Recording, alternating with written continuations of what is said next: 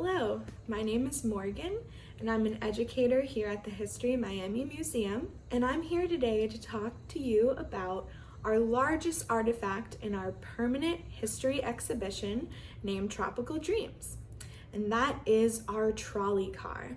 I have here with me today this replica from our teaching collection. So a trolley is very similar to both a train and a bus. It's like a bus because it has passenger cars, seats, a driver, and it's like a train because it runs on tracks.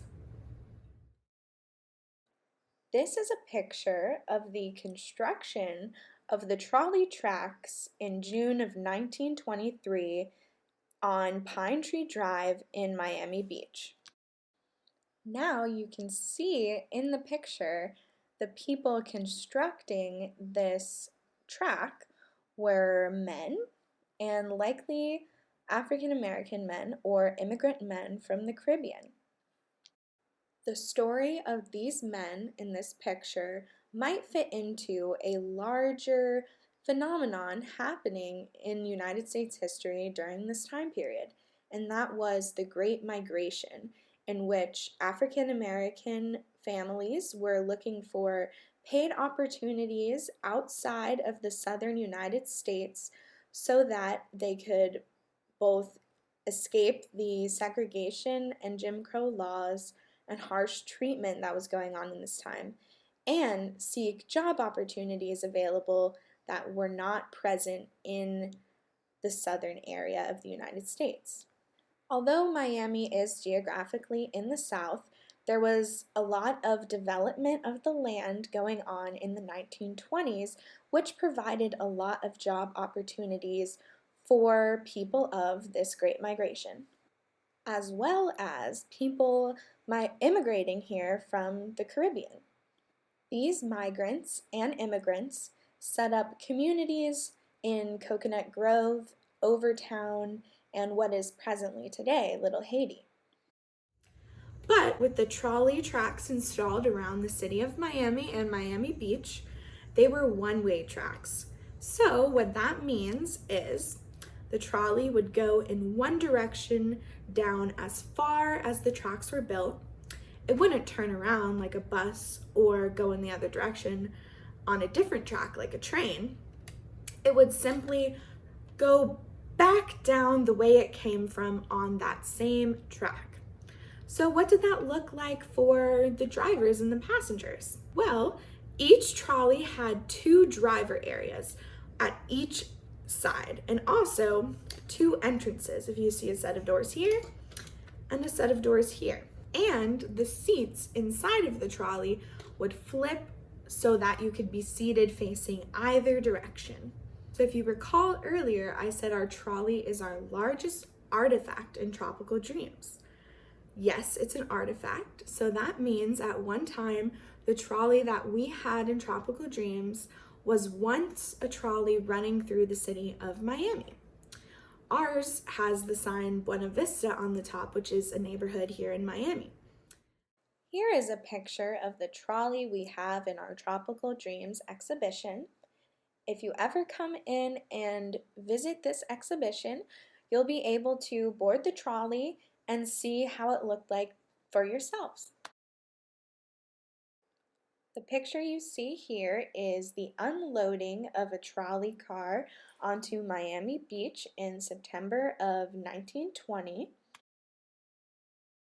This is the Miami Beach Chamber of Commerce building in April 1924 with the trolley car outside.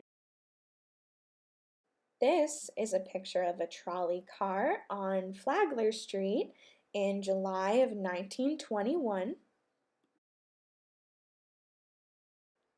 And here is a scene from downtown Miami in 1933 on First Avenue of a trolley car in use. And lastly, we have this trolley car conductor going to Northwest 2nd Ave in 1940.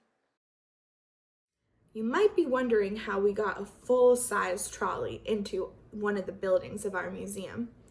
Well, when the museum was being built in its current location, in 1984. To install it, we had to cut a large hole in the wall of one of our buildings and use a crane to lower it in. When we found the trolley, it was actually being used as a tool shed. And when we discovered it and it was given to us, we restored it to how it used to look like at the time it was running. That means we also kept one important piece of the trolley's history to remember. This sign you see here is posted currently in our trolley, and it reads, "State laws, white passengers seat from front." Although we might not think of Miami as it is today as a southern city, like other southern cities in the United States, it did have at this time similar structures of government and people in power as other southern cities across the United States. Therefore, there were Jim Crow laws and segregation heavily present here in Miami. While the trolley was still in use in Miami and Miami Beach, we had more than just a white population living here in Miami. We had an African American population, immigrants from the Caribbean and various Latinx countries, and Native Americans. The trolley was important for all of these groups of people. It was a way for them to travel around the city of Miami and Miami Beach, participate in different activities, go to work, and maybe see your family or friends. Now, the experiences of these different racial and ethnic groups upon boarding a trolley might have been different than what you think. There's a term we use called white passing. Now, this means that although you might not have the ethnic or racial background of a white person, you could pass as a white person because of the tone and color of your skin. So, for example, if you were a Cuban immigrant here in Miami and you had very fair skin and you boarded the trolley, you might be able to get away with sitting at the front of the trolley with other white people. However, there was one giveaway that you didn't quite fit into the meaning of being white at this time, and that was language. If you, say, had to speak to the driver upon entering the trolley and had an accent or couldn't respond in English, you might be asked to not board the trolley at all or to sit in the back with other passengers that were not considered to be white. With this one artifact, we can talk about how the people living in Miami from the 1920s till the 1940s riding this trolley were affected and what their experiences in everyday life were like.